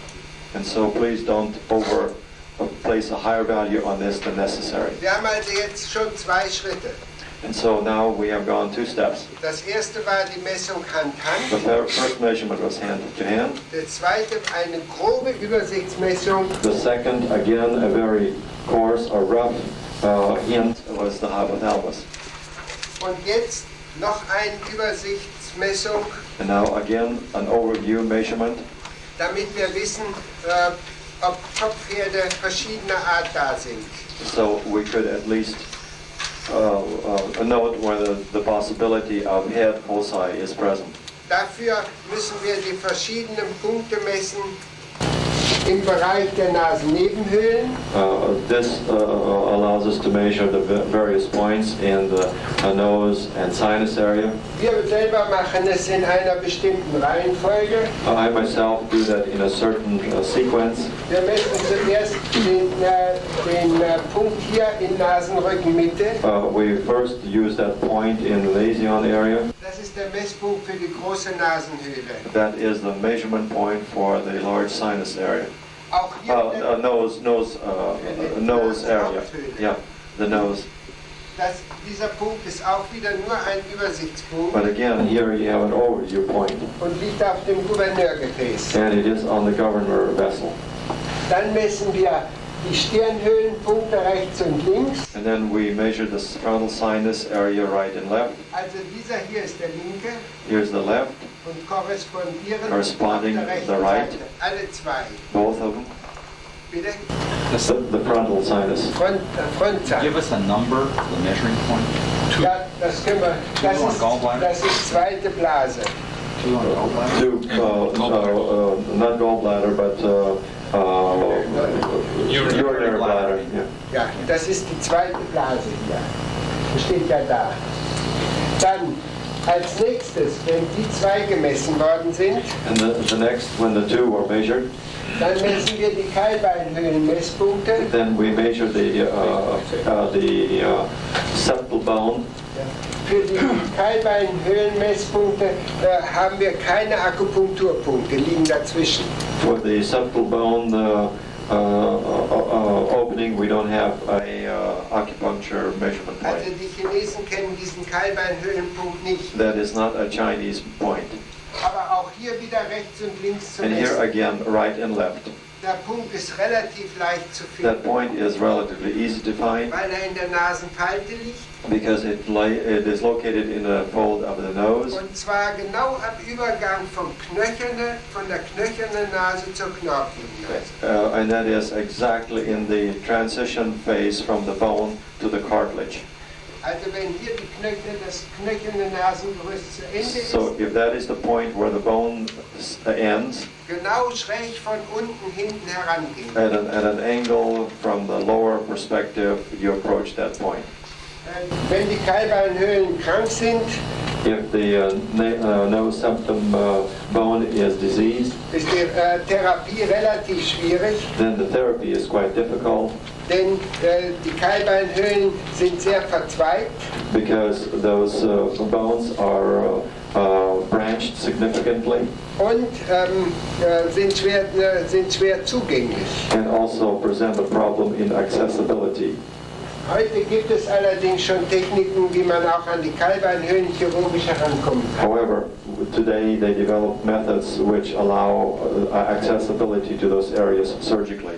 So, jetzt kommen als nächste Punkte zur Übersicht, wie gemerkt. Now again, for an overview, we come to another point, Die Messpunkte für die Siebbeine. the measurement point for the ethmoid cells, Auch wieder rechts und both links. right and left again.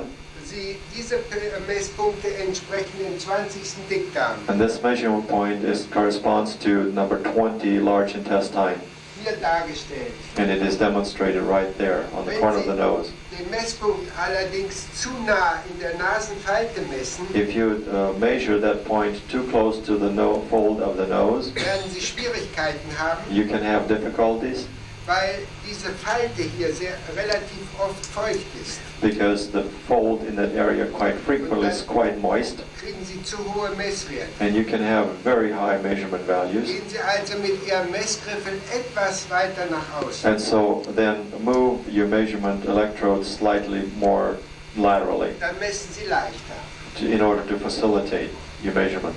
So, und nun kommt der Messpunkt für die Kieferhöhle. And now we have the measurement point for the sinus. Der Messpunkt für die Kieferhöhle liegt ja entspricht dem Magenmesspunkt, und zwar dem 5. This Magenmesspunkt. point again corresponds to the stomach number 5 on the Ja. face. Und ist auch relativ leicht zu It finden. is fairly easy to locate. Machen Sie eine horizontale If you draw a horizontal line hier unter der Nase. under the nose, Das ist die erste Linie. that will be the first line, Und machen Sie eine vertikale and then a vertical line hier am Auge außen.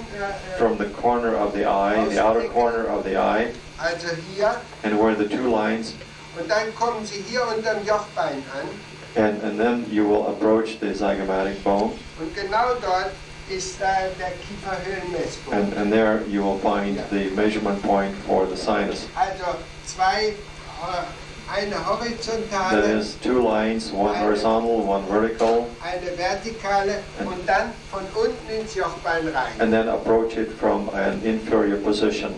Dann ist dieser Punkt relativ leicht zu Then messen. this point should be fairly easily measured. Und dann haben wir noch die 6 Messpunkte im And then Zahnkiefer, in für das addition, Zahnkieferbereich. We have the 6 measurement points for the jaw area region. Die habe ich, glaube ich, hier. I have these. I will show them to you on this Schauen Sie, da haben illustration. Sie nochmal den Messpunkt für die Kieferhöhle. Here again, we show you the measurement location of the measurement points for the sinus area, Und so. vertical and horizontal lines. Das ist also furchtbar einfach. This should be quite simple. Und jetzt kommen die 6 Messpunkte And now the 6 additional measurement point für das Zahnkiefergebiet. for the jaw region. Der erste Messpunkt hier auf dem Gouverneurgefäß. The first measurement here on the governor vessel Ne, der ist auch leicht zu finden. should also be relatively easy to locate. Nasenunterkante, The lower border of the nose Oberlippe, and the upper lip, Oberkante und davon genau die Mitte. and in the center of that space, Genau auf dem Musculus orbicularis oris. exactly on the muscle orbicularis oris. Das ist also der eine Punkt. That's one point. Und dieser Punkt gilt für die Frontzähne This point applies to the front teeth und die ersten Prämolaren. and relates also to the first premolars. Ja. Entsprechender Punkt A ist corresponding hier point unten gelegen is down below auf dem Konzeptionsgefäß. on the conception vessel. Und wenn Sie fragen, welcher Konzeptionspunkt das ist, dann ist es der 24. Konzeptionsmesspunkt. And if you ask which conception vessel it is, it's number 24. Hier oben war es der 25. The upper Gouverneur. one was 25 governor. Ja. Liegt auch wieder genau in Gesichtsmitte. It again is exactly in the center of the face, Und zwar jetzt wieder Unterlippen, and again from the edge of the lower lip Unterlippenunterkante und Kinn. and the chin. Also das eine und das andere hier und genau in der Mitte. And so the next one again, lower edge of the lip and the chin, and right in the middle. Hier haben Sie aber auch wieder ein kleines Grübchen, wie hier oben. And here again, you can palpate a small groove exactly as you have on top. Und das Grübchen ist immer feucht. And that the groove is usually quite frequently moist. Ja.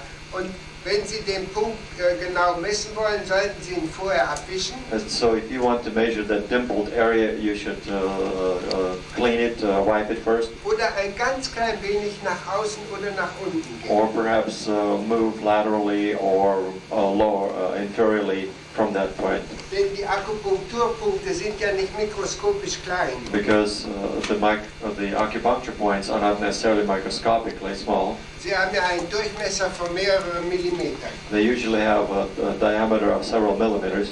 Dieser Punkt hier unten, also der 24. Konzeptionsmesspunkt, entspricht wieder der unteren Front. And so this point, the 24 conception vessel point, corresponds to the lower anterior teeth, Einschließlich der ersten Prämolaren. inclusive the first premolars. So, und nun haben wir noch die anderen Messbereiche. And now the other measurement areas, Die liegen spiegelbildlich they are located in a mirror type fashion für die Seitenzahnbereiche. for the lateral teeth. Jeweils der zweite Prämolar That is the second premolar und die nachfolgenden and Molare. also the molars. Sie sehen das hier angedeutet. And you see that here indicated.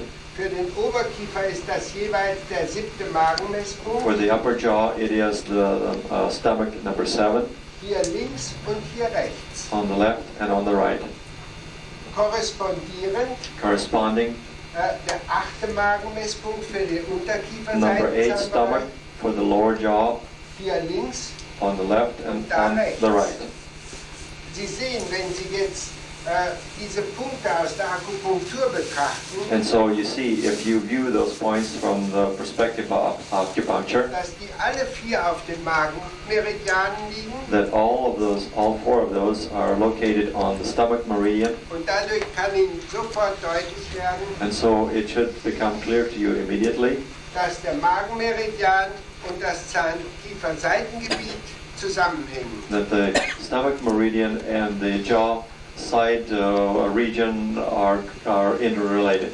Also auch energetisch gesehen Yeah. gehört Magen und Zähne im Seitenzahngebiet ganz eng zusammen. So viewed energetically, the stomach and the side region of the teeth belong together. Diese Punkte müssen Sie also alle durchmessen. All these points you should consider measuring. Na, beachten Sie aber bitte And please observe nicht nur den Messwert, not only the measuring value, sondern wenn es geht auch den Zeigerabfall. but also, if it is possible, the indicator drop. Ganz hohe Messwerte können ein Zeichen für Herde sein. Large or high measurement values can be a sign, Zeigerabfälle auch. and of course also indicator drop. Aber ich selber nehme die Punkte nicht so unbedingt dafür, But I myself don't place a over significant value on the points. ich gleiche alle diese Punkte mit Organpräparaten aus I balance all these points with organ preparations, und das ist ein sehr viel besserer Hinweis. and that then gives me a much better hint. Also ich messe sie wohl That is, I certainly do measure them und halte die Messwerte fest, and record the measurement aber values. wenn ich genau wissen will, was in den zugehörigen Bereichen los ist, But dann if I want to know what is happening in the areas that are related to that, mache ich den Ausgleich mit Wala-Organpräparaten. then I balance those points with Walla preparations. Während voll in der Regel Whereas Vol, as a rule, die Messwerte festhält und vor allem die Zeigerabfälle. does record the measurement values and also the indicator drop. Und wenn er es dann schon macht, nimmt er zum Ausgleich nur Soden. And then if he does anything, he uses for the balance no zones. Das ist der wesentliche Unterschied zwischen Voll und mir. That is basically the difference between Dr. Vol and myself. Ich nehme also mehr die Organpräparate. I utilize more the organ Das preparations, hat sehr viele Gründe zusätzlich. and that has its own many reasons. Voll nimmt die nur Soden And Vol uses no zones, und nimmt zusätzlich den Zeigerabfall. and in addition, he considers the indicator drop. Dagegen ist ja nichts zu sagen. Of course, I don't have anything to say against that. Bloß mit Organpräparaten ist es für Zahnärzte viel leichter. But for dentists utilizing organ preparations, this makes it simpler. Und noch eins, wenn Sie diese Punkte so lange messen müssen, dass Sie den Zeigerabfall erkennen, And then another thing, if you want to measure those points until you recognize an indicator drop, dann tut das dem Patienten sehr weh. this may create pain for the patient. Und das Zweite, Sie machen die Punkte sauer. And of course, you may also sour the points. Denn wenn die Punkte zu lange gedrückt werden, Because if the points experience pressure for a long period of dann time, werden sie traumatisiert. you can traumatize them.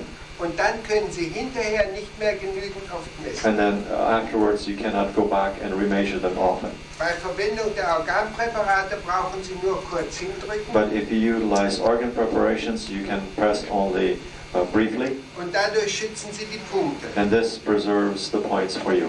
Die Punktmessung wird auch angenehmer The point measurement is also rendered more pleasant und mit viel weniger Druck möglich, and also allows the use of less pressure. wenn Sie unsere Niederdruckelektrode If you verwenden. utilize our low pressure electrode, Den Voll nimmt die 3 mm Kugelelektrode Vol utilizes the round 3 mm ball electrode, und braucht einen durchschnittlichen Druck von 1200 bis 1500 Pfund. And an average pressure of 1,500 pounds is utilized. Und wir gehen mit der We Niederdruckelektrode utilize the low pressure electrode, viel vorsichtiger vor, proceed more careful, denn wir brauchen nur einen Druck von 200 bis 300 Pfund. because we require only a pressure of 2 to 220 pounds. Also 6-mal weniger. That is about 6 times less. Und so können wir die Punkte viel öfter messen zur And this Kontrolle. allows us to measure the points more frequently for control. So, ich glaube, das ist jetzt erstmal genug. I hope this is now enough. Ja? It's good. Ja, Break. Break, but first I want to talk. So, thank you. Let's move it over here. You're grabbing it, move it over here. Does it go that way?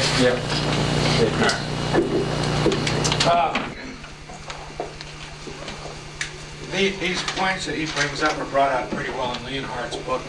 And is it on? Is it on? Yeah. And you can get that from Hogverlag in Heidelberg. In fact, you can get all of Dr. Wohl's books from Heidelberg. Yeah, I don't think you can get them in the States anymore. No one has them.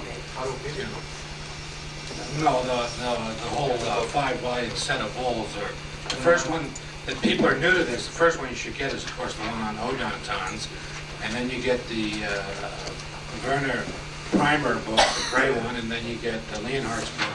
And I'll give you a pretty good idea about point measurements. But what I wanted to bring up is more about literature. For those of you that do not know what this set of books is about, the neurotherapy books, you really ought to look at this book because it has much about the focus explained from the neurotherapy point of view. And it talks a tremendous lot about the reflexology of the central nervous system in relationship to the use of anesthetics. And it goes into anesthetic chemistry and what happens on a cellular level when you repolarize a cell using a chemical approach. And it contributes greatly to your understanding of what this whole area is about. The translation fund is still awaiting its second deposit. But I want to show you some of the things that we want to translate. We want to do Kissinger's book. We want to do Kledich's book on the somatotropin and reflex zones and somatotropies, because this gives you further mapping and understanding the interrelationships between the dermatomes and the meridians. And this is information we need to know. We are going to try to get healed to get this one translated. Now, this is the big Requisite book on homotoxicology. And they will probably start to consider it since they're going to be in Canada. They've made a commitment. They're going to bring their brand of complex homeopathy to the United States. For those of you that don't know, they were instrumental in having the U.S. homeopathic pharmacopoeia revised. They're going to bring it up to European standards. And all of their products that they have in their product line are available here in the United States through BHI or directly from Germany. And you should consider getting their test kits, because then you'll have available to you the whole armamentarium that's mentioned in that yellow Ordinato book, the big book. And just start going through it, start looking at it, start reading it, and become more familiar with it. It's, one gave me a tape of Dr. Kuhn. Dr. Kuhn's been in this for, I'd say, 15 years as a physician, acupuncturist, homeopathy treating individual. And on this tape, which was made last year, he was saying that he hadn't really looked at autosanguineous therapy until he reread it in this book, and he wondered why he hadn't paid attention to it. The book is just full of information, and any of you that don't have that big yellow book, give me your name and I'll get it to BHI and they'll send it to you. These people have made a commitment. They want to do it. They're doing it for money. They're backed by, owned, I think, by BMW. And it's a business venture for them. The stuff works.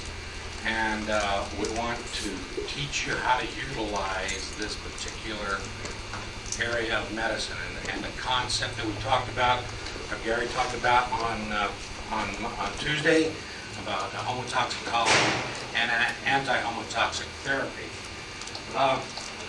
To give you an example, we have a book here from Germany called Natural Dentistry by Dr. Krost. And I obtained a copy of it. And I'm going to read you down the table of contents. We haven't translated it yet, mainly because we don't have the money. But this is current German thinking by an individual who put a lot of things together. He has a section, general medical section. Medicine and dentistry should be together on this understanding. They shouldn't be divided. We're going to reunite that.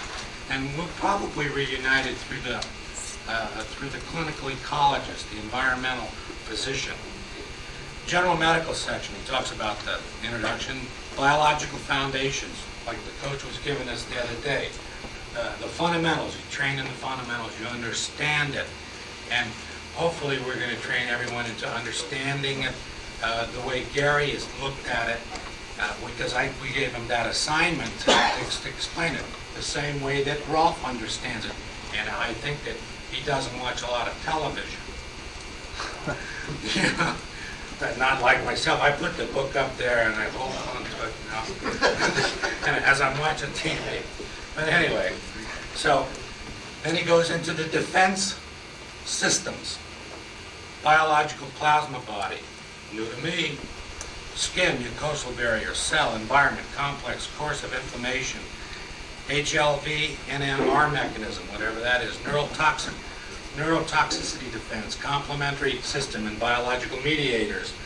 And he goes mononuclear phagocyte systems, immunoglobulin, immune regulation. What we talked about briefly on Tuesday, the various allergic reactions, 1, 2, 3, 4, and 5. Liver detoxification, biological environment, viruses, plasma, transponders, the intestine as an immune organ, focus, field disturbance, radiesthesia. Look at therapeutic considerations, specific dental section, the electroacupuncture according to Bohl, theory of medication testing, EAV. This has all been in other books also, but this fellow's put this together as he sees it. Measuring points for EAV, goes through all the meridians, all the traditional and the Bohl points, and he goes down fields of disturbances of the head, and also the field disturbances, interdental disturbances. They're also in the neural therapy book. Repetition is the best teacher when you learn these things. You have to repeat it, and repeat it. It takes 11 times before it becomes part of you so that you can utilize that knowledge to create something, to do something with it. And sometimes it's hard. That some people would be disappointed. They said, well, Fritz kind of touched on these last time. Well, we have to repeat it until we get at least a large enough base for people to utilize this information. The reason why it's so important, it's non-toxic and it helps the people. They get well. When you as a dentist, it was a profound revelation for me. I did a lot of dental treatment, but I never really helped anybody. But when I took and sanitized their focuses and depolluted their mouth and watched them lose their chronic disease problems, it was like a revelation. And this is what we tried to mention to you in the first newsletter, and we're going to continuing this dialogue on in the now journal. So, but anyway, that gives you an idea. And he goes into therapy and test assortments of what the dentist should be doing, and also the use of the KIP, or the vibration therapy. And when you start to understand Lavoski's work in electromagnetic radiations and how the cell is a resonator and the electronics of a cell, and you start to put these things together, this is the area, this is the future, this is what we're going into. This is quantum dentistry, quantum dental medicine. And it's the avenue of the future, because the thing works and it's non-toxic. I don't know where medicine's going to fit in all of this. They're expensive and overpriced, and as you know, they're not paying attention to the central core of the individual, that basic regulatory system. So one of the first things we want to do is translate Kissinger's book. We're in correspondence with Perger, and he's got a new book coming out, and he's told the publisher they should do it in English also. So they're considering that. And he worked with Kissinger, Berkman, and Kellner. So there's a lot of exciting things going on. We have a lot of information, but we need to translate. We have a translator. We want you to dig into your pocket. If you don't give it to us, the IRS is going to get it anyway. Do what you can, okay? And if you can't do it, that's fine too. Why don't you try with Oral Roberts, please? What's that? Oh, I didn't make a deal. He's gone if he didn't get any water. Well, all right, I'll settle for $5 million. No, but understand there's a lot of information that we need to know, and we want to use the media. The future lies ahead, okay? And you're part of it. You're part of the team. So anyone that didn't get these, we have 4 of them. Come up and get it. Take a break. Let's do about 15 minutes, and then there's a